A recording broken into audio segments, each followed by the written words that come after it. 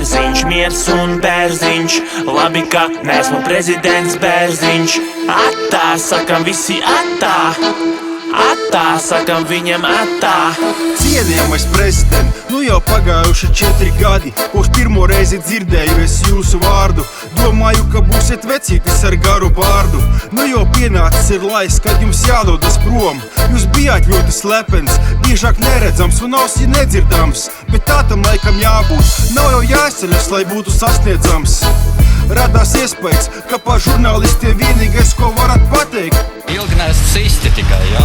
Tas nekas, ka viņi darīja savu darbu, bet visā visumā jūs nevarējāt saukt par skarbu. Jo ko gan jūs var pārmest, tauta jau jūs neievēl. Miers un bērziņš, miers un bērziņš. Labi, ka neesmu prezidents Bērziņš. Atā, sakam visi atā. Atā, sakam viņam atā.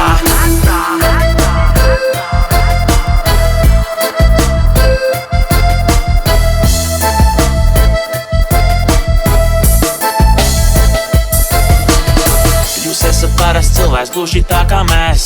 Arī mums priekšā špikers visu atcerēties spēs. Un pie vēlna angļu valoda, priekš kam to vispār vajag. Pareizi, mēs tak esam Eiropā. Lai nu kā šie bija jautri gadi prezidenta kungs. Lai gan pārsvarā nācās izkulties bez jums. Bet kaut kur jau jūs bijāt. Nezinu vai Latvijā, bet bijāt. Un lai mūžīgi jūs atcerētos, turpmāk nevazāšu heterus pa pagrabiem. Es viņus vienkārši nopēršu svāgiem bēžu žagariem. Miers un bērziņš, miers un bērziņš. Labi, ka neesmu prezidents Bērziņš. Atā, sakam visi atā. Atā, sakam viņam atā. Miers un bērziņš, miers un bērziņš. Labi, ka neesmu prezidents Bērziņš. Atā, sakam visi atā. Atā, sakam viņam atā.